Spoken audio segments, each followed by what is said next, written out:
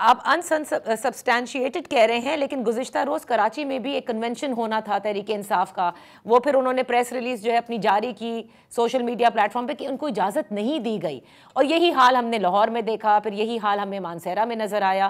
تو کچھ تو شکایت ان کی وجہ ہیں کہ ان کو تو کارنر میٹنگز کی بھی اجازت نہیں ہے، ان کے اوپر تو حالات اتنے اس وقت خراب ہیں. دیکھیے وہ جو بھی ان کا طریقہ کار ہے، اور انہیں میں صرف یہ کہہ سکتا ہوں کیونکہ اب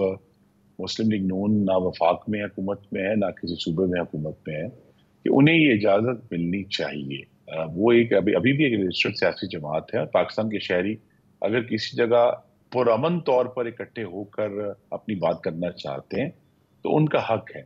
لیکن 9 مئی کو تحریک انصاف نے اپنے اس حق پر خود بہت بڑی ضرب لگائی ہے. ایک ایسی جماعت جس کے ریکارڈ پہ ہو کہ وہ تشدد کے ذریعے آگ لگا کر ریڈیو پاکستان کو آگ لگا دیتے ہیں، سوات موٹر وے کے ٹول پلازا کو، دیر میں سکول کو آگ لگا دیتے ہیں. بھول جاتا ہے میں نہیں رہ سکتا کہ اتنی درندگی تھی کہ پشاور میں 150 جانور جلا دیے انہوں نے. تو اگر اس طرح کے لوگ، اگر اس جماعت کا حالیہ ریکارڈ تو یہی ہے، تو لہٰذا جب تک ان کی لیڈرشپ کی طرف سے ایک باقاعدہ طور پہ کوشش نہیں کی جاتی پاکستان کے عوام کو یہ بتانے کی کہ جی اب ہم یہ تشدد کا راستہ نہیں اپنائیں گے، ہم ایسے معاملات، ہم شہیدوں کی یادگاروں کو بے حرمتی نہیں کریں گے، تبھی اس پر آگے معاملہ چل سکتا ہے. فی الحال تو لاسٹ ریکارڈ ان کا 9 مئی کا ہے، اور اس کے بعد بھی اگر آپ کو معلوم ہو تو بہت دنوں تک ان کی جو ٹاپ لیڈرشپ ہے اس نے اس پر کسی قسم کی کوئی معذرت یا کسی بھی دکھ کا اظہار نہیں کیا. بس وہ کہتے ہیں ہم تو انوالو تھے ہی نہیں، اور ان کے چیئرمین تو یہ کہتے ہیں کہ وہ تو جیل میں تھے نا، انہیں کیا معلوم کہ کیا ہو رہا تھا.